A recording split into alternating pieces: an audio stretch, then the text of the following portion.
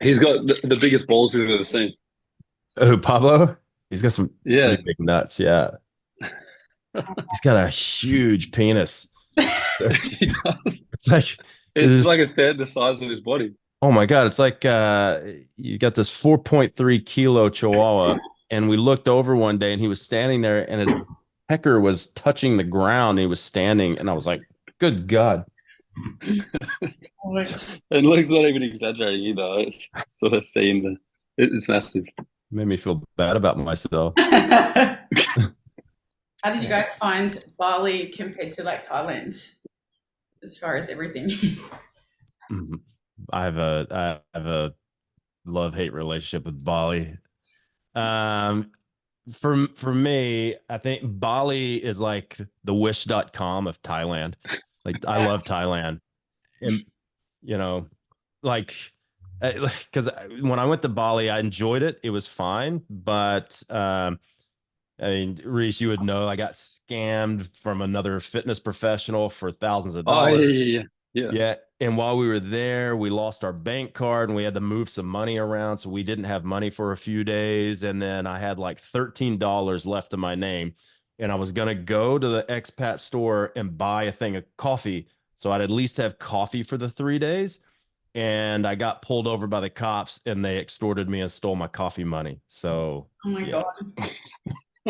Also, if you like went around shirtless on a bike, like the cops, you'd have like issues with them and they would catch you for that and then take your money. So just did not Yeah. even bother with it.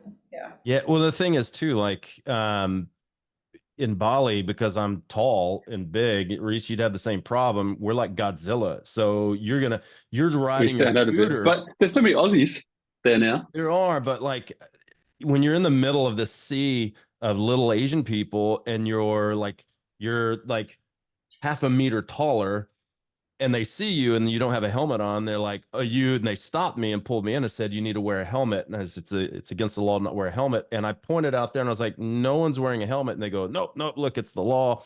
I go, "Okay, how much do you want?" They go, $50. I go, "I got 13. Take it or leave it." He goes, "Okay, thank you." I was like, Oh "Damn it." my So God. then I got smart about it and I started taking my wad of cash, and this is gross, but I would shove it underneath my balls on my taint. And that because I know they're never going to look there. But then every time I bought something, I pulled out this sweaty wad of cash and I was like, I'm really sorry about this. You should probably wash your hands after you put that in the cash till. God. Far out. The first is like, what's your opinion on intensity versus volume? I know like people like Dr. Mike Israel are all about kind of the volume side, and then you have some people that preach like mainly intensity side. I know it's like a case by case thing, but I don't know. That's just a topic. Yeah, no, that's a good one too because it's the we're in an industry where everyone wants to take a side and it's from a and I get it like if you look back when I first got in the industry, people took sides because that's what they inherently believed was the truth. Yeah. Nowadays, people take sides because it's good for marketing, right? If you take a really dogmatic approach, you're basically niching down on something. You're going to get all the people that, if you believe volume's the best, you're going to get all the people who go, yeah, volume's the best. So those are the people that are going to come to you. If you think that intensity's the best, you're going to get all the like Mike Menser, Dorian Yates, heavy duty guys, like, yeah, one set to failure. They're both valuable. It just depends on how where you sequence them, and they're all going to be good for different people. So Reese, if I can give an example for you, right? It's like you Yeah. have some issues going on, joint issues. So do I. It's like there's going to be some times where submaximal volume is going to be the best thing, right? So maybe higher reps, or maybe doing like I know, like for me, I like to do a lot of sets with low reps with submaximal volume.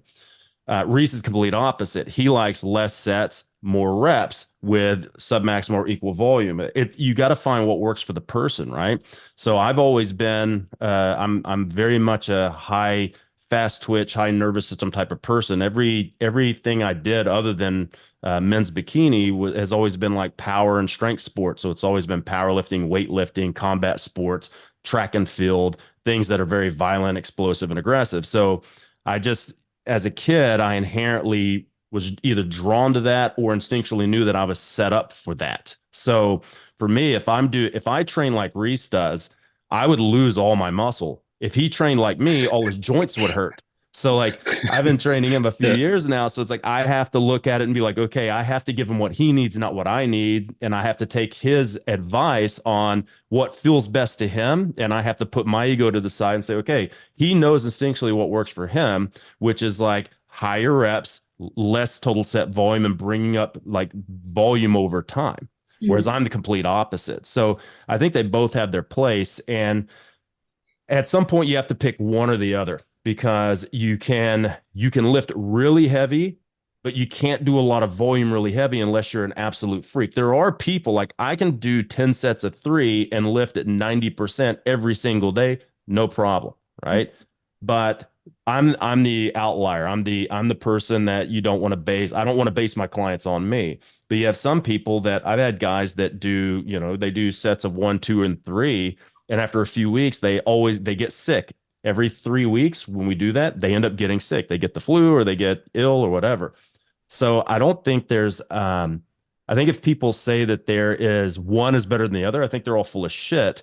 I think that one is better than the other for certain people, and one is better than the other at certain times of their training. Yeah. Okay. Yeah. I agree with that. Yeah. I love that about the whole muscle nose philosophies. You guys really aren't like dogmatic, like some other brands, like very consider it all. It's like a case by case thing. It's case by case thing, right? You just got to see what works with people. Yeah. Yeah, because just to add to that, like I know I'm not going to name names, but I know 2 gyms that are completely opposite, and they both train competitors, and they both did really well in terms of like they would get physique changes. So I've seen both methods work in terms of like the low volume, very limited amount of exercises, super high intensity, and then also more exercises, more volume, not as much sort of like I'm going to push you until you break, but more still training hard within, using tempo and things like that. So one didn't really use tempo, one did use tempo, and both got really good results. But the common denominator was both sides still, the common denominator is putting in effort. I think either one you choose, you still have to put in effort. Yeah. I know exactly who you're talking about. Actually, no names. But look, I mean, if you look back at in physical culture history, debate has been going on since the mid 1900s. Like if you go into the golden era bodybuilding, you had people like Franco Columbu and Arnold Schwarzenegger who would train twice a day, 30 to 50 sets in each session, like volume work for them. But then you have on the other side, you have the Mincer brothers and you have Dorian Yates, who it was 1 to 2 sets to failure.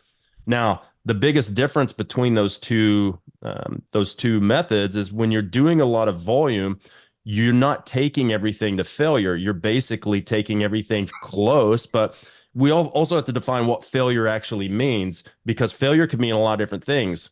You could have concentric failure where you just can't push out another rep. You could have eccentric failure where you can't control the weight going down and it just crashes. And you have isometric failure where you can't just hold it in one position. So when you look at how Arnold and those guys train, they would basically just pump up, pump up, pump up. They were going close to concentric failure, but that's not complete failure. When you look at the way the Mincer brothers and the way Dorian trained, and also if you look at Dante Trudell's stuff with dog crap training, which a lot of people don't know what DC training is anymore, you don't have a lot of volume, so you have to take those things beyond concentric failure. So a lot of people who do like 1 set to failure really aren't doing what they used to do with heavy duty training, because you can't do that without a training partner, because they're doing forced reps, they're doing forced eccentrics, they're doing isometric holds, they're taking things to the extreme. I tried all that stuff and it never worked for me, because when I've done every single method you could possibly imagine. Whenever I did things like DC training, after 3 weeks, all of my joints were just in excruciating pain. So I think too that I know people poo-poo the idea of somatotypes, but we have to look at, everybody's built differently, right? I'm a big guy. I've got big bones. I've got big joints. I'm built for heavy work, heavy and fast work. If you have guys that are traditional bodybuilders with smaller bone structures, or if they have longer bones, the way they feel with some of these techniques are going to be completely different than the way I do, right? So if I do a lot of going to eccentric failure, force reps, and all that, my joints will be absolutely destroyed within 21 days. Whereas somebody that can't produce the same amount of strength at those joints, they might be able to go super hard and beyond failure and never have any joint pains and really grow really well because they've equalized the volume plus the effort. But I think that's a really good point, Reece, is that it doesn't matter. Like if we take the method out of the equation, the thing that makes the most progress is going to be consistency and getting the work in and working hard enough, which a lot of people don't work hard enough. That's why I don't train bodybuilders anymore. Like I think, Reece, you're the only person who is still like has that bodybuilder identity, even though you don't compete anymore. The reason I stopped is because no one wants to work hard anymore. They want to become. I had so many girls that came to me and said, I want to be a WBFF pro. And they weren't willing to stop drinking on the weekends. They weren't willing to train hard enough. I'd give someone like 3 sets of, say, 8. Or let's say I gave somebody, let's just say 5 sets of 8. 20 kilos by 8, 30 kilos by 8, 40 kilos by 8, 50 kilos by 8, 60 kilos by 8. I'm like, all right, so you did like 4 warm-up sets in one actual set, and that set wasn't even hard. Like you could have done 80 by 8.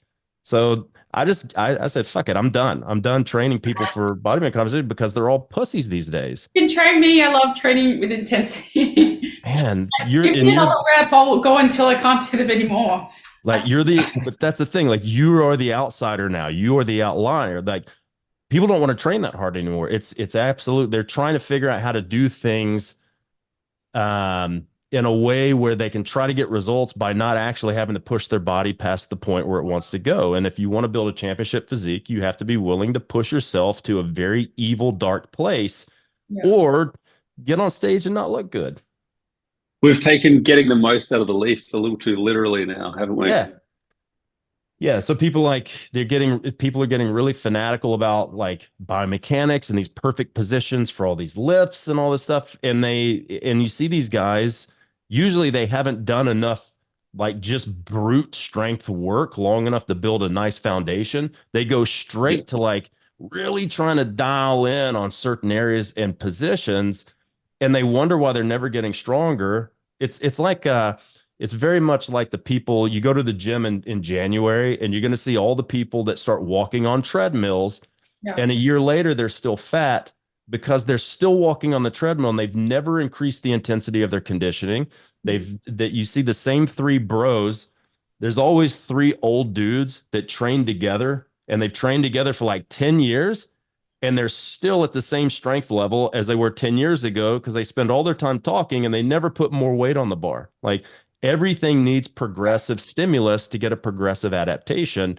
So part of that is you have to put your body in a state of fear, and you have to put your body to a state where it's at a point where it needs to adapt.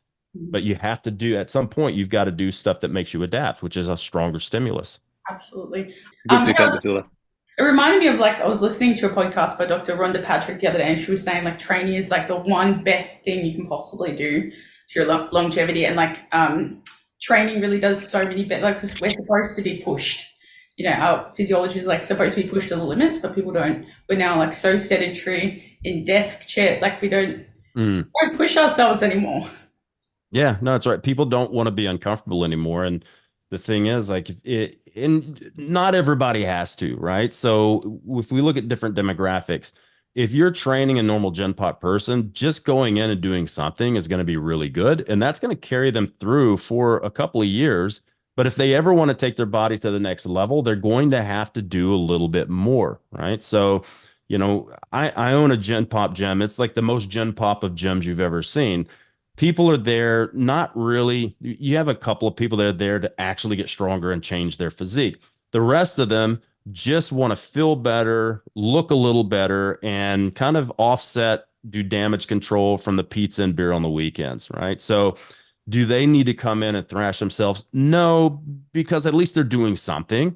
But if we go on the other extreme of that, and people who actually want to, maybe they get a Flex magazine or Men's Fitness, and they see the guy on the cover and they go, I want to look like that. Okay, just doing enough isn't gonna get you there. Like, because that type of body takes some sacrifice. You have to sacrifice. You have to learn how to say no to yourself, how to say no to others. You have to prioritize getting in the gym and doing something. And then when that's not working, you have to do a little bit more, whether that's add more intensity, add more weight, or add more volume.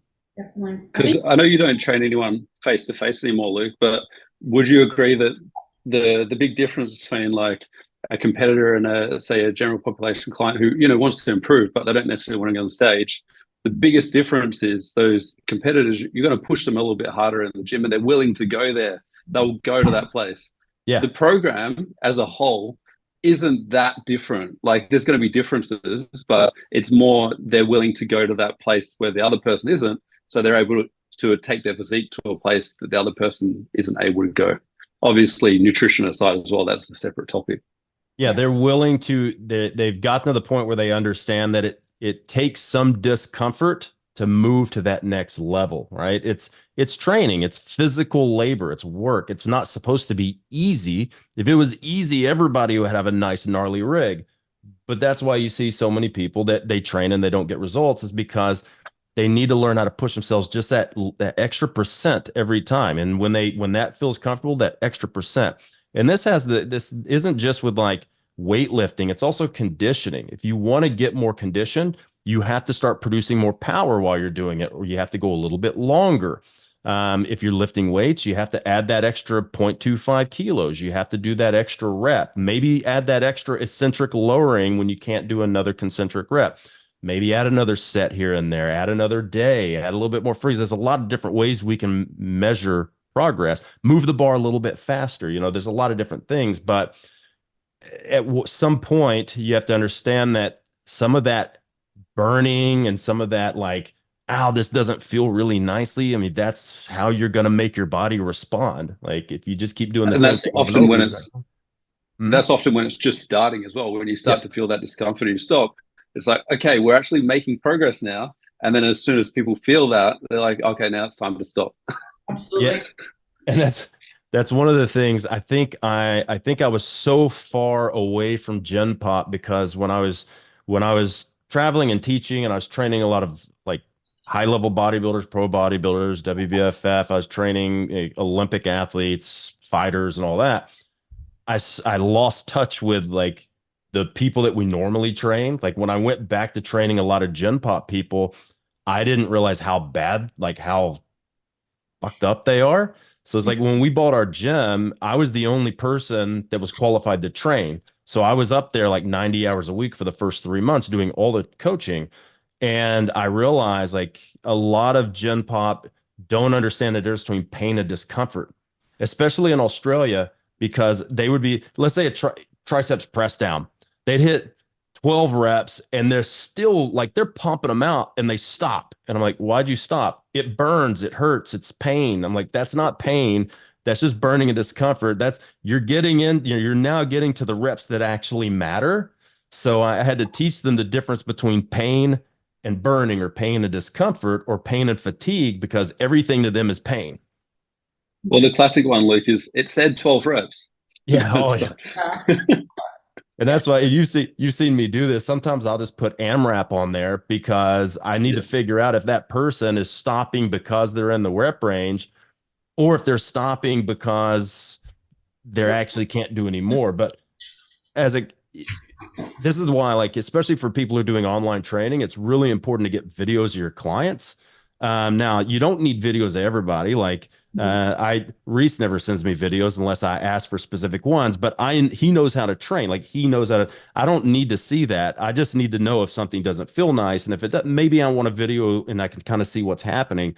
But for everybody else who don't understand that process, having videos is going to let you know how close they are to failure, because if you start getting close to failure, the movement is going to start slowing down significantly. So when we look at like that discussion we had of failure earlier, concentric failure, isometric failure, eccentric failure, I like to use technical failure and I like to use speed failure. So if your 12th rep is as fast as the first rep, and if your form isn't starting to break down a little bit, you are nowhere near where you need to be. And we need to load that more, or we need to add some reps to that until I see that bar speed slow down and see you starting to move out of position. Now you're getting close to failure. Yeah. And a good way to introduce sort of, sorry, Priscilla, where you're at in terms of, are you sort of using the weight that you should be, is using that last set. I personally like the last set, and use that sort of like as an AMRAP, and you sort of get an idea of, okay, roughly how many reps do I have in reserve? Because then, you do that last set and it's not going to affect the prior sets. And then you can be next week, you're like, okay, I got 5 extra reps. Okay, that was probably pretty easy. I can definitely go up in weight on that one. Or I actually couldn't get any more reps. Okay, it was a good weight that I was using. Yeah, that's good. Yeah, it's good to be able to see things and be able to take that assessment, because all of your decisions have to be based on, it can only be based on the amount of data that you get. So like, you can only manage what you measure. And if you're not there with the client, you have to have some type of visual representation, or you have to have some type of communicated response from the client to let you know, because we're not there in person. We can't actually see what they're doing. And sometimes what a client sees and feels is different than what reality is. Like, and that's why it's really good also for people to, even if you're not coaching with someone, video your lifts and watch that back, because in a lot of cases, your brain will tell you a different thing than what's actually happening in reality, because you may be squatting a certain way to your brain as a very normal way of squatting. If I were to see that on a video or see that in person, I might go, oh shit, there's something going on with your left hip. And the client's like, well, I don't feel anything. Okay, you don't feel anything yet, but if you continue to do this, continue loading this, a year and a half, 2 years from now, we're going to have a problem. So we need to fix it now before we get to that issue. But if you don't see it and you're not aware of it, you can't trust your brain, and you can't trust what you see in a mirror, like especially if you're trying to see like a 3-dimensional viewpoint. Because if you're doing something in a mirror, the only way you're going to see the side is if you turn your head, which is going to alter the movement. So it's like, get yourself get your phone and a tripod and look at yourself from different positions and see if the audio and the video match. Like, is what my brain telling me what I'm seeing on the video? If it's not, maybe I need to try something a little bit different.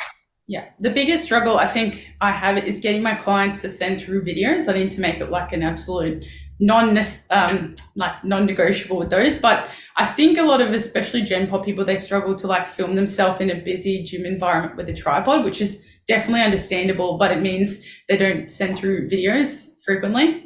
It's only so much I can that can be, sorry, I've got a package here. So, and it's tough too, right? Like if you're in a busy gym, a lot of people will be like, I hate when I see other people videoing stuff. It's so annoying. And it's mainly from like influencers and people who get mad, like if you walk in front of a camera.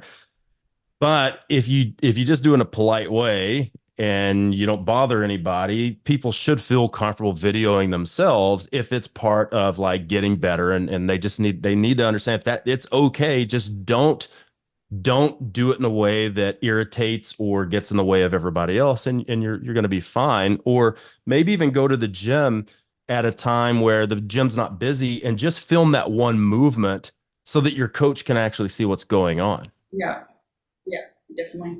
Or just get a friend to go with you and get them to film it. Like if you want something, there's ways to do it. Or for ladies, there's like a separate ladies room that I know is a lot less intimidating. My clients like going to the ladies' room to train, at least initially, until they get some confidence with their physique. Yeah. That's the thing. Like clients need to understand, we can only help you if we can see what's going on. So if you want the best results possible, we need occasionally to see some of that, because I've had guys that I trained 2 years, and they're like, man, something just doesn't feel good. And I've never had a single video, and they send me a video of their front squat, and I'm like, whoa, that is not how I told you to do that. Okay, I can give you a dozen reasons why that doesn't feel good. I feel like it's guys that never send through the videos. but the girls they do more. Do you find that? Yeah. Yeah. I feel that, yeah, that would be a fair statement. Yeah, 100%. Yeah, 100%. definitely. No, not to be sort of sexist, but guys tend to just like want to move more weight, whereas girls tend to be a Yeah. bit more intellectual when it comes to training. Yeah, I've had Yeah. two guys with shoulder injuries.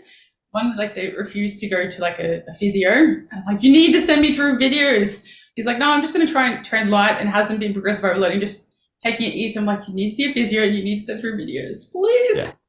Yeah. Or like get video, like have them do assessments and get them to do the video themselves, because you can do a lot of that stuff at home. Like you guys have built on program design. There's a lot of stuff that you can do that if you think about, like, if I was there, this is how I would do this assessment. So there are going to be certain assessments you could do if you just set a camera up and have them do it themselves. And it's like, oh, wow. Okay. All right. We need to take some action on this area here because this is what's happening. And then now how do we work around that in the gym? So maybe we look at like load management. So maybe we back the load off and find a load that doesn't hurt and allows you to move well and rebuild that. Maybe Yeah. we do a range of motion management by shortening the range, or maybe we just work around it with a different exercise. Yeah, definitely. And how do you guys teach intensity for your online clients? Oh, I think the AMRAP thing is a perfect way of doing it. Like Yeah. do the AMRAP and say push it until you can't do anymore. And sometimes I'll even make them do a rest pause, because I'll have them go all the way until they feel like they can't do more, then take 15 seconds and then keep going. And they do another 8 reps. I'm like, okay, that what you think is like failure for you is not even close. So if I give you, say, 8 reps to failure and you do a rest pause, you should only get 2, 3, 4 more reps. If you're getting like 8 Yeah. reps, like, okay, You you're definitely not, should be able to there. repeat it with Yeah. 15 seconds. Yeah. Yeah. And also you can also just keep adding more weight until the point where, let's say, if you think about this over, say, 12 weeks, if I have like 50 kilos and you're doing 12 reps, I just keep adding more weight until they can't get that 12th rep. But this is also why I like rep ranges as well, because if I see somebody hit 15 reps and then they hit 13 reps and then they hit 11 reps, I know they're pushing it pretty hard. Yeah. If they hit 15, 15, 15, I'm going to keep adding weight, because my goal is to say, okay, 12 to 15 is the rep range. I want to find a weight where you're struggling to hit 12 or 13, and then keep using that weight until you can hit 15. Then we can add weight till you go back to 12 and then work it back up. So do you prefer to go down the route of kind of get to the end of the rep range before increasing the weight? Or just Yeah. the weight, even though we're not at the range yet? Yeah, because what I'm looking at is I do a lot of stuff based on percentages. So when I'm periodizing something out, let's say the goal is, let's say a 5x5. So that's going to be around 85%. So what I want is for somebody to hit all 5 sets of 5 before we add more weight on. So if they hit, a 5, a 5, a 4, a 3, a 3, I'm probably going to leave that weight on until they hit all 25 reps. Then I'm going to add another 5 or 6%. And then that should drop off a couple of reps, and then we'll wash, rinse, repeat that. But then that'll also give me an idea on the next phase, because if I keep that same exercise in, I can now calculate what load they're going to need based on the new rep range, whether that's an 8x3 or whether that's a 3x8. I can calculate with a good level of precision, and then we'll go, okay, you did a 5x5. Now we're going to move to, say, a 7 to 9. So the average is 8. So I can calculate that and then see how they do, and then I can adjust their load on the next workout. Yeah, it's definitely helpful to keep a couple movements in from program to program, just so you can use them as like primary indicators. Because I find when you're changing every movement, every workout, you literally like you take a couple weeks to find a decent weight, and by that point, then you've wasted a couple weeks sort of finding that. Yeah, and that's the thing. Like, people tend to change exercises too much, and what we need to do, the stuff that worked 100 years ago still works. Our bodies have not evolved. The only thing's evolved is like technology and the environment. So a back squat done 100 years ago that worked is still going to work now. We're spoiled for choice now that we have all this fancy equipment. But I think it used to be what Charles Poliquin used to call the Saskatchewan model. If you're a good trainer, you shouldn't need any equipment to train anybody, or you should be able to train somebody with minimal stuff. So I'm still like a lot of the stuff I do, I still do a lot of traditional movements because I like to focus on movement quality first and then strength and performance and all that stuff secondary to that, which a lot of the barbell, dumbbell, cable movements work really well for that. And then we can add machine and more stable movements to really dial in on muscle stuff. But a lot of people, they spend too much time trying to keep the client entertained. So they'll do, and you can always change exercise as long as the exercise is relatable to the last exercise. So if I flip flop somebody from a back squat and a front squat back and forth, I have a pretty good idea how those two lifts relate to each other. So, and there's From the a same percentage base as well, yeah. Lucas, So yeah. the percentages, I can look at how they're balanced with, are you within like 10 to 15% front squat to back squat? I can calculate all that stuff with a very high level of accuracy and precision. Now, if you were to do a front squat, a cyclist squat, a back squat, a box squat, a power squat, and you're doing all these different things, it gets very difficult to relate all those things to each other. It can be done, but it's logistically, it's a nightmare. Whereas the thing that your body adapts fastest to is the percentage of load. So the thing that you could have somebody squat for 5 years straight and just move the sets and reps around and wave through strength, wave through hypertrophy, strength endurance, and you're going to get real big and real strong, and you've never changed a single exercise or change the exercise if you find that a different position is better for that person. So I always like to say, keep it simple before it needs to be complex. And fundamental foundational templates and training work really well. Just find the exercise that fits the person and then put them on that long enough for them to adapt.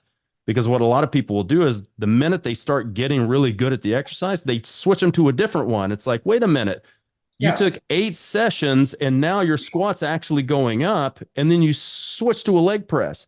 Why didn't you do another 8 sessions of the back squat? And when it plateaus for, say, a phase or two, now try a different exercise, right? But the complexity should come to, you should use complexity to solve complex problems. Whereas getting big and strong is not a complex problem.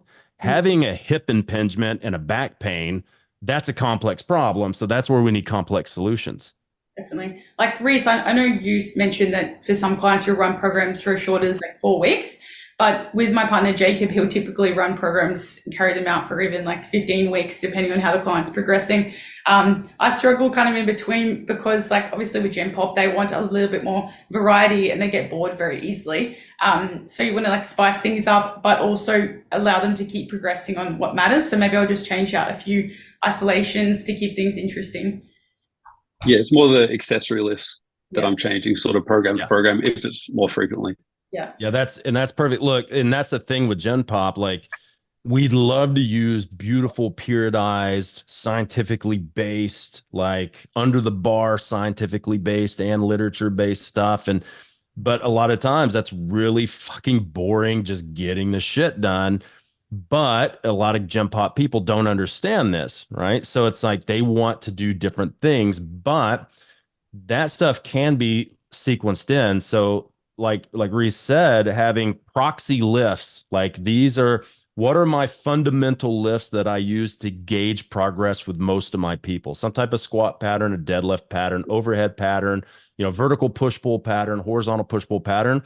Those, you can keep that selection very, very minimal on what you're going to train. And then you can give them more exercise variety with all the accessory works and changing different angles of things. So like you could have your A sets, the meat and potatoes could be the same shit all the time with small differences in tempo, rest periods, sets and reps, foot position, whatever. But then like your accessory and supplementary stuff, when you look at like, I like to look at writing a program as eating a meal, right? If we go to if the 4 of us or 3 of us go to a steakhouse, what are we likely to eat? Matilda, what are you going to eat at a steakhouse? Definitely vegetarian food. No. Yeah, obviously steak. Okay, thank God. Reece, are you going to have a steak? I'm just kidding. Definitely a steak, yeah. Yeah, I'm going to have a steak. My wife, we go to a steakhouse, she orders fish. It drives me nuts. But like us 3, we're going to have steak. Like I'm probably going to have a ribeye. One of you may have like fillet Porterhouse. steak, or somebody might have a porterhouse. But they're all the same thing. It's still a steak, but it might be something different. Like Reece, you may be doing you might be doing like a leg press. I might be doing a front squat. Until you might be doing a back squat. It's all the same pattern. It's just a little different flavor. But then we may have very different side dishes. I may have asparagus, you may have cream spinach, and then some of us are going to have a before dinner drink, after dinner drink, which is what I'm going to do. I'm not a dessert guy, so Matilda, you may have a creme brulee. I don't know, This is making me hungry. I'm in a aggressive deficit right now. yes, same, yeah. Oh, but like that's the thing. That's what makes this so fun. Is that like that's why I love program design, because it's the putting the personal back in personal training. It's like everybody has the same fundamental things they probably need to do, but then they need to all do it in a slightly different way and sequence things at different times. But what I find with Gen Pop is they think going to the gym and sweating and like huffing and puffing is the way, because they still think they want to burn calories so they can have pizza and beer on the weekends. And it's like, that's cool, but getting stronger and growing muscle is what's going to give you shape and make you feel better. And it's going to give you a little bit of wiggle room on some of these calories, and getting more conditioned as well with endurance stuff, and being mobile so you can, like, you don't create any joint issues. But what I found is at our gym, when I gave them beautiful periodized routines, they were all getting stronger. They were all growing muscle. Then they started complaining because they still had this idea that they're supposed to throttle themselves and they want to feel throttled. So I started giving them what I call a happy ending, which is I wasn't like wanking people off. I would set like the last 10 minutes of the workout and I'd give them a really brutal Metcon, because I realized that they would, even if they hated the first half of the strength stuff, they would always remember the last 10 minutes where they were fucking dry heaving in a bucket. Yeah. So that way I'm happy because they can progress doing the things that they need to do, but they're also happy because they're feeling pukey and they feel like they can have an extra glass of wine over the weekend. That's so true, because I've had clients like that before, Luke, where like a basic program is obviously, doing the basics is what gets results. But then you get these people that come in and they go, oh, the program's too easy. It's like, no, you did it in a way that was too easy. Yeah. So then what you do is you sprinkle something in, you might put some rest pause in, or you might put some drop sets in, something that's going to make them feel like, oh yeah, I worked hard. But I found that little things like that, like you said, it's those little things that they remember. It doesn't matter. The whole program doesn't have to be hard, but it could just be, one or two things that you put in there that sort of gets them to be like, cool, I actually, worked hard. Yeah. And I think like the last like 5, 10, 15 minutes is the key, because that's the point they're going to remember. So it's kind of a little psychological trick for that. Right. But that's why arms at the end of leg day is good, because guys like, okay, legs aren't so bad. I just trained arms at the end. There you go. I remember when I first started as a PT, they were like, you have to thrash people in the first session. We did like a 15-minute trial session, and the goal was to like give them DOMs so they think about you like the days after when they was just like, you've heard me talk about this. That's like what every single facility does. Hey, come in, let me show you what I can do. No medical questionnaire, no orthopedic profiling, no assessments. You just take them in and you just smash them. And then they're like, oh, that was a great workout. It's like, no. We need to let's spend some time, take blood pressure, take some metrics, talk to them about this stuff. Like, that's to me the way of the future, and not how we all got into the industry, is come into Gold's Gym and just like 10 sets of 10 drop set on a leg press. And then they're all crippled for a few days. And then they think it's cool. And then like 3 months later, they ghost you. They never come back. They never sign up anymore, because they're just so sick and tired of being sore shit all the time and hobbling around. Right. But we all do it. And that's what we're taught to do. And, but yeah, man, Gen Pop is hard. Gen Pop is so hard. But I think like keeping things really, really fundamentally solid, a good, solid foundation, like especially like all of us were, at some point in time, we are or have been physique athletes, right? Where was I going with that? Something I was going to say with that, but fuck, I just completely lost my train of thought. Hey, when that happens. That's so like if you look at some of the more physique oriented types of things, like yeah, we might use a little biomechanics to dial in on a certain area, might use certain isolation movements to really dial in on an area, like looking at the glutes, like squats and deadlifts aren't good enough, so now we have to do hip thrusts and we have to do glute drive and we have to do cable kickbacks, we have to do all this other shit, which none of that is bad. That's actually all a good thing if it solves a problem. And it's a good thing when you've built a good fundamental solid base of physique. But the thing that gets your physique to where it needs to be is just really solid big boy, big girl movements. Pull your big boy, big girl panties up, get real fucking strong at basic fundamental lifts the first few years, and then start pulling a little bit of that out and adding in some of this little like sprinkles on the cake kind of foo-foo stuff where we start to really dial in. So I kind of look at it like a biological sculptor, because that's what we're doing. We're creating a sculpture with our physiques or with our clients' physiques. If you were building a sculpture, like a big marble sculpture, you would need or say granite, you need a big fucking rock, and you start chipping away at that. So you gotta go to the rock quarry and you gotta blow out a big rock with dynamite and then pull it somewhere. And then you have to take a big ass chisel and hammer and you gotta start chiseling off pieces. And then as your physique gets better, you get a smaller chisel and you go to that detail work. Nowadays, people are putting that detail work in before they've actually built a big piece of granite. So Like doing wrist curls. I see people at the gym doing wrist curls before they're even like squatting. yeah, it's like, man, like cool. If you want pop out like forearms and you're gonna be a professional arm wrestler, great. But that's a lot of training time that you could just be doing Zotman curls, hammer curls, reverse curl, which is going to make your forearms blow up a lot more than doing wrist extension and wrist flexion. What's Let's your go. favorite? What's your favorite training style, Luke and Reese? Uh, I don't have one. I don't have one. I wave through stuff just depending on what I feel like I need, right? So I actually had a friend of mine made fun of me back in the day because I would do a couple of years of bodybuilding and then I'd get bored of bodybuilding and I'd go back into powerlifting and I'd do that for a year. I get bored and I'd go into Olympic lifting and I'd sprinkle in some gymnastics work and all that. ADHD. Yeah, and that's part of my ADHD, and I do get bored really quickly. But he was like, man, he's like, you bounce around so much, and I'm like, yeah, but I don't. As long as you spend enough time in a system and in training in a certain way to understand it and to get the results, there's nothing that's going to to me. It's just a benefit to know a lot about different things. So if somebody comes to me, I've got a client this week. I've trained him for a few years. He goes, hey, I'd really like to get like really mobile and move better. And I'd like to do more calisthenics gymnastics works. Great. I got you because I've done years of that. I've done all the gymnastic body stuff, gold medal bodies. I'm level 2 animal flow. I've got all this. I actually can program that for you and make sure that you do it correctly.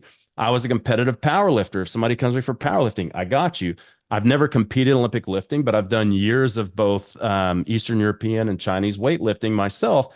I can program that because I have that experience, right? And that's also being old. Like I'll be 46 in a couple of months.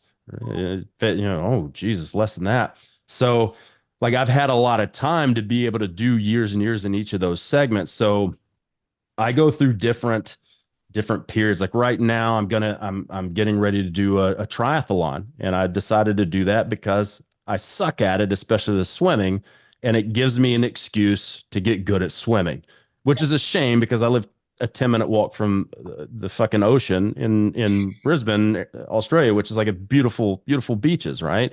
So it's a shame that I don't know how to swim well, right? So I bought a bike, I got a trainer, I started running, I started learning how to run competitively, cycle competitively. Now I'm learning how to swim, and then in David May I'm going Goggins. to do a triathlon.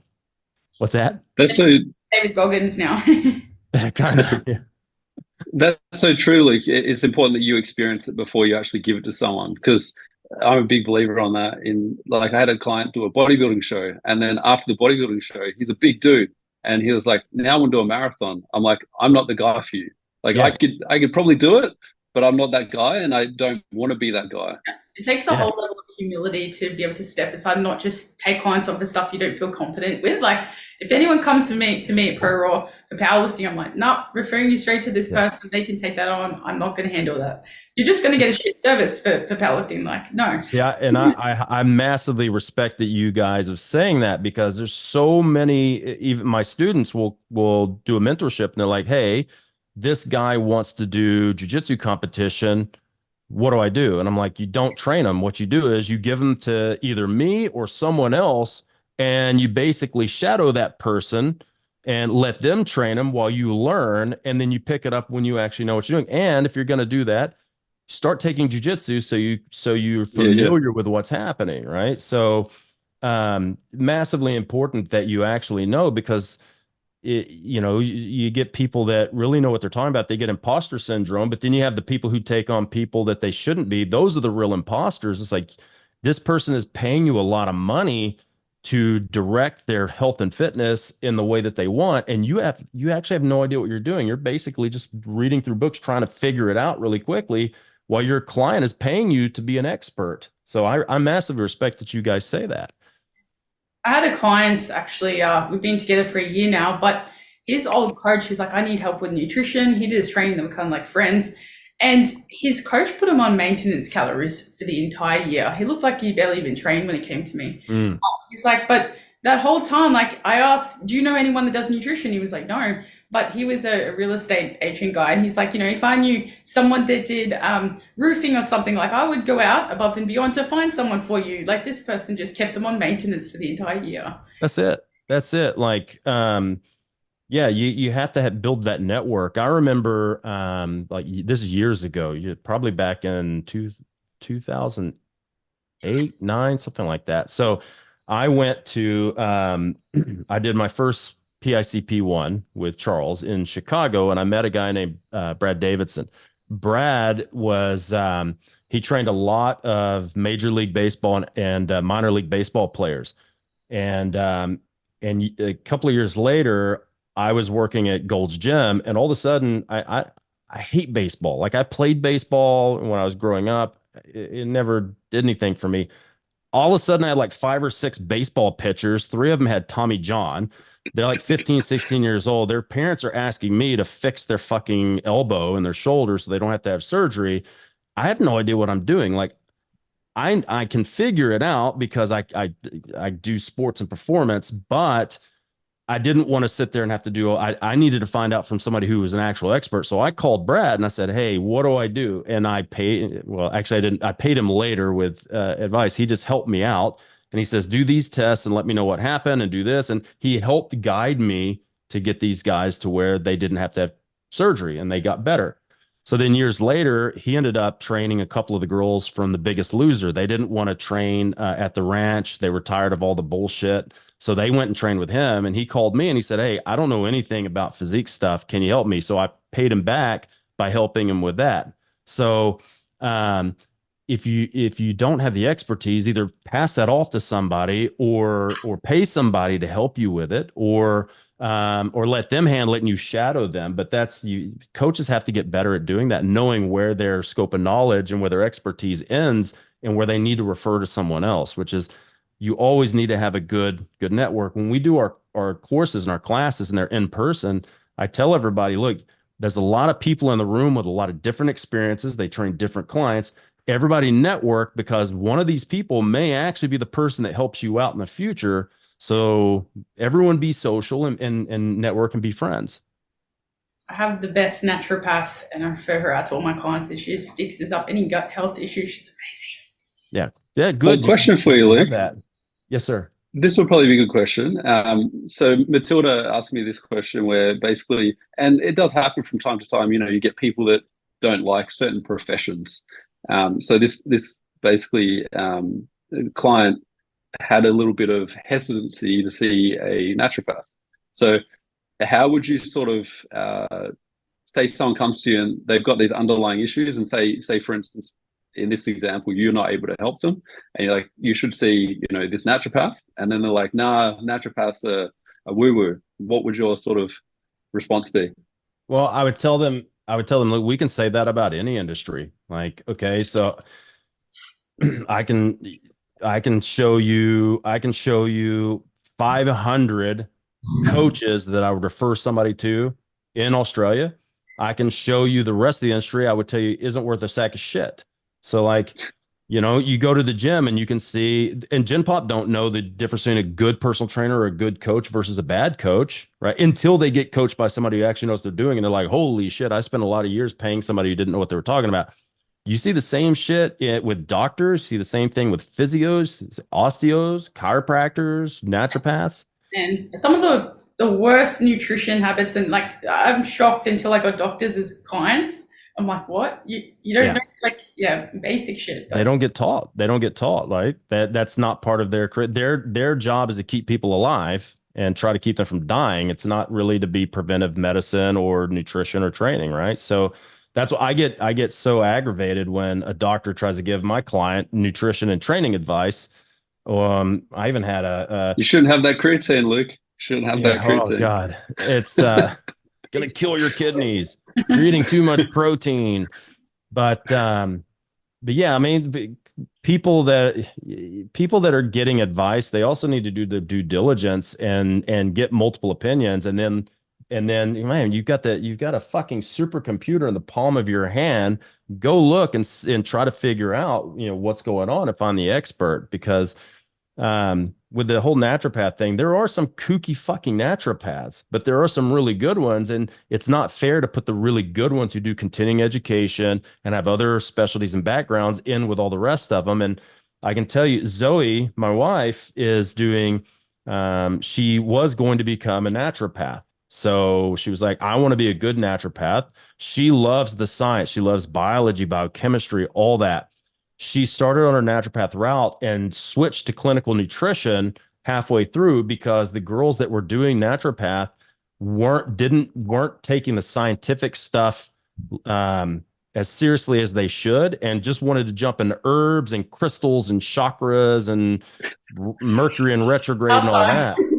And she got so pissed off because she would study. My wife, she has to hit high distinction and everything. It's either high distinction or nothing. So she would throttle herself, like getting ready for her tests, and then she would get high distinction. But then she would come home and go, this is a joke. Like, they tested us on the easiest 10% of everything in the course. No wonder there's so many naturopaths who don't understand biology, physiology, and biochemistry, right? So, but people need to understand that's not all of them. Some of them really do due diligence and really do the right thing. You just have to find the right one. And if I'm going to refer someone to other professional, it's because I respect that person, because I don't give referrals out lightly. Because just to further on that, the naturopath you've used, Matilda, you were having a really bad time with your skin, if you feel comfortable talking about it. And you saw multiple people. Oh my God.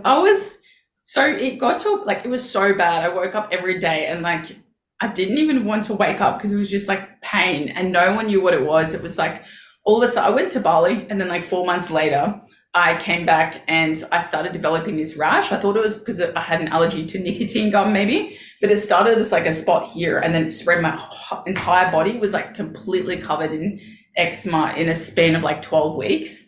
And I spent like thousands of dollars on like on dermatologists, and they were just extremely useless. Like, they didn't even suggest diet could be a thing. Obviously that's my fault for not looking further into it, but yeah, they didn't suggest any, like, they suggested maybe it could be like a mold in the air. So I stripped my entire house clean. I did a massive deep clean, and it was like just such a frustrating time. And eventually I found Laurie, my naturopath, and she did a gut microbiome test and found out that I had a very inflammatory bacteria called Clostridium, which basically, like, we put it down to the fact that I got leaky gut when I was in Bali, and it led to a remission in my autoimmune condition of eczema.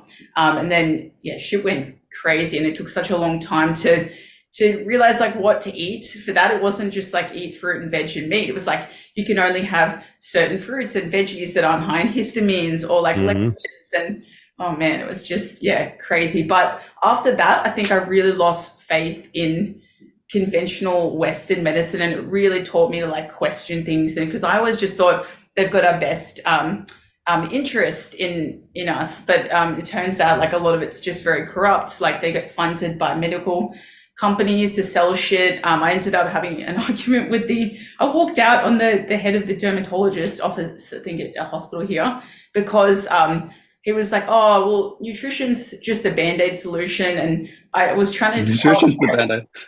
Yeah. I was basically Go telling backwards. my eczema now is 80% healed because I started working with a really good naturopath, and we just really fixed it with diet. And obviously dieting helped a lot during that too, to take the burden off my gut from constantly digesting food. But he was trying to tell me that it wasn't from food, and he said I should just stay on cortisone cream for life, and then it's a very safe alternative, and that diet is a Band-Aid solution. And I walked down and I was like, oh, fuck you. Yeah. Well, look, let's be fair. Like, there's going to be in every industry, there's those people, but there's going to be some dermatologists that are really fantastic and do a more holistic approach and understand that skin starts from inside out, and also from the gut is like that first area, right? So, but I mean, it's like if you look at what do you reckon the number one pharmaceutical that a dermatologist is going to put you on for skin, or even a GP for skin? Cortisone, usually. Depends which condition, but... Yeah, if you've got an inflammatory condition, but they're going to give you like Retin-A, right? What is that? It's fat-soluble vitamin A. It's something you can easily get from a vitamin shop and start taking more foods of vitamin A. Like, especially if you've got something like a BCO polymorphism and you don't turn beta carotene into vitamin A at a high enough rate, and maybe you don't eat enough vitamin A containing foods, like animal foods that have enough vitamin A, and then they put you on Retin-A, and it's like, wait a minute. When I look into that, I'm actually just taking vitamin A. So it's kind of weird that a dermatologist goes, well, nutrition doesn't matter. Well, vitamin A is part of nutrition, and you're telling me to either put that on my skin or take that as a pill, and then you tell me I can't go in the sunlight because it raises my chance of getting melanoma. So it's like, oh, all right. But then you talk to doctors here, and they tell you that 1,000 IUs of vitamin D is too much, and it's like, bro, yeah. I think I was on 20,000 IU. My naturopath had me on every 4 days. Yeah, a fuck ton, because I know they don't. Like the typical recommended dose is nothing past like 2,000 IU, right? Yeah, so it's dumb. Like what's the GRAS, which is generally regarded as safe, as 4,000 IUs, and these days it's not enough. It's not enough. Like I take 10,000 to 11,000 a day. So what I usually will tell people is take around 110 times your body weight in kilos, and that's going to be a pretty good place. Do that for 3 to 6 months, and then go do a vitamin D test and see where your vitamin D levels are. And the ranges for vitamin D here on the blood tests are way too low. Like in America, they're now at like 50 to 80 nanograms, which is 125 to 200 nanomoles, which is the standard international units that we'd use in Australia. So if you look at the test for on the Australian ones, they're far below that nanomoles, and I don't think they're taking it seriously enough. And they tell you don't take don't take more than 2,000, or don't take more than 1,000. Isn't that amount with the assumption that people are getting like X amount of time outdoors per day? Yeah. So if you were to go out on a sunny day, I think like in 30 minutes, you're probably going to get a pretty good amount of vitamin D. But who does that? Like who's going out at the right time of the day and hanging out in their swim trunks in their backyard to get that vitamin? Nobody. And especially in Australia, because they're all scared of melanoma, which vitamin D is probably a big player in that. And then everything that you do, stress depletes vitamin D. If you're not replenishing that with vitamin D containing foods, which people typically don't because they're gross, because it's like oily fish and shit like that, So I think like vitamin D should be kind of a fundamental supplement that most people should take. It's just when we go back to Gen Pop, it's hard to get Gen Pop to even take one fucking vitamin, much less take all the shit that they need. Right? Like the orange oil one by Oscillin, that one's yeah. I mean, I like a good vitamin D with K in it as well, so you can manage calcitonin and calcium And there's some other reasons for that. And especially if you got gut issues, you probably don't make enough vitamin K anyways. But obviously, we want to try to get as much of that out of whole foods as possible. But the problem is our food supply sucks, especially, I'm going to say it again, in Australia. You think about, you go to Coles or Woolies and you buy a bag of spinach, and 3 days later it's already slimy and gross. It's like, but you go to the farmer's market and you buy a bag of lettuce, and that shit'll last you 6 fucking weeks before it gets gross. And so, like, we're lucky that we have a farmer's market here on Sundays that we go down and buy most of our veggies, and they last forever when you compare them to what you're going to get at Coles or Woolies. And I asked one of my clients, Michelle, this. Her husband works in the produce industry, and she goes, well, the reason is all the good produce that Australia makes, they ship internationally. They send it to China, America, New Zealand, and they give us the bullshit. I'm like, that is messed up. So going to the farmer's market, you can be assured that you're getting like high quality stuff that hopefully doesn't have a lot of herbicides and pesticides in it. And, probably most. Would it also be a case of by the time it gets to the shop, it's been quite a process to get there?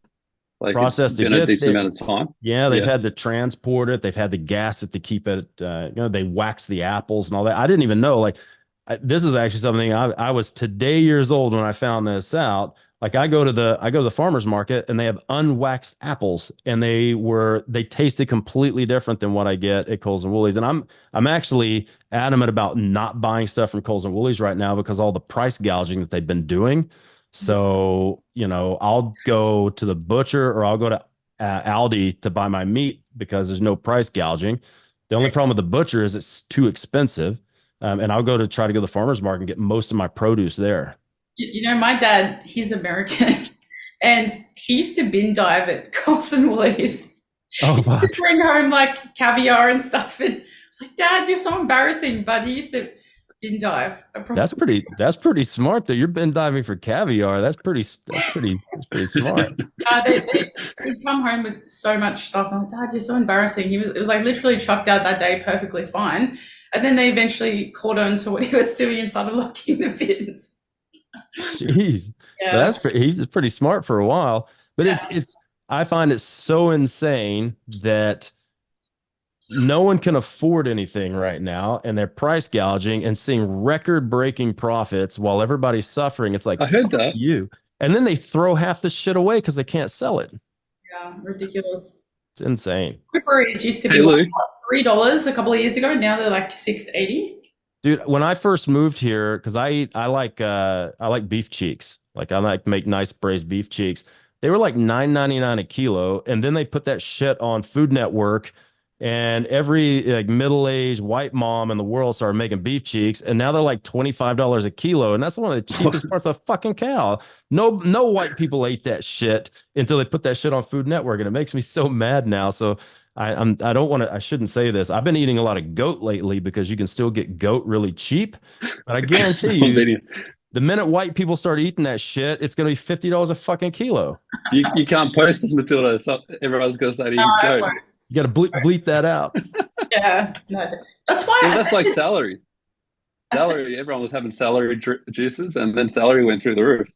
It's insane, bro. Like, I'm gonna tell you right now, goat. If you don't eat goat, that's the MVP, man. So it's super lean, high protein, easy to cook, tastes good.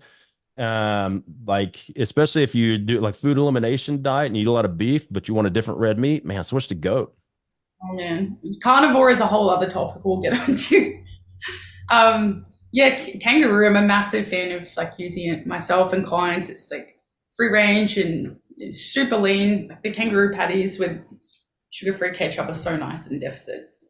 I need to get into that. Max eats a lot of that. Max eats a lot. Like, that's his main red meat because it's cheap and it's good and all that. But I've never cooked it, so I've got to figure out because it's hard to cook because it's really easy to overcook really quickly. You just get the sausages and you like put them in the oven until they're just cooked, and then you add like Heinz, like 50% sugar, ketchup, and mustard, and so good. Like, I'm actually right. They just need a lot of sauce. Yeah, lots of sauce, and then it's fine. Burger patties, I think they're like 100 calories for 110 grams, but they're like super lean, super filling. Yeah. All right, I'm gonna have to get on the kangaroo train. good. Yeah. Then I'll do a lot of plyometrics and see if I can jump higher. A lot of my clients, like, they're like, oh, I don't like kangaroo, it's so gamey. It's like, well, yeah, you get the unflavored, boring ones there, but you can get like garlic and herb marinated steaks. They're so good. The game changer. See, I can't do the gamey stuff, so that's why I think I've been hesitant, but I think you've convinced me now. I'm gonna have to try it. And like, what's funny is I won't eat lamb in America because it's super gamey, and I won't eat venison in America, it's super gamey. But over here and in New Zealand, the lamb is phenomenal. It doesn't taste gamey at all. Neither does the venison. Oh, and you Why guys, do you think that is, Luke? Maybe the way what they feed it, I don't know. I have no idea. But in Texas, we have white-tailed deer, and that's usually what we have seasonal. We have to cull them, so we have seasonal hunting of them. But like I've never enjoyed. You got to process. You got to cook it a certain way. Like we'll usually soak it in buttermilk to get the gamey taste out, and I just can't be fucked to do it. But whenever I've been in New Zealand, Zoe's dad is I don't want to say no one would know on this talk who he is, but he's actually like a hometown local, like famous hunter. So he's been going out in the bush since he was a kid. He's still in his 60s. He goes out in the bush, kills a couple of deer, brings it back. So she was raised on that. And I told her when we first met, I don't really like deer. It's too gamey. And then we went to New Zealand. I'm like, fuck, this is delicious. This isn't gamey at all. And I guess that's the difference between somebody hunting and getting their own shit, and super fresh deer. definitely. Yeah, I want to live off the grid one day. That'd be awesome. Dream. Yeah. Fuck Coles and we'll live. Yeah, fuck. Fuck the ATO. Wait, what? Never mind.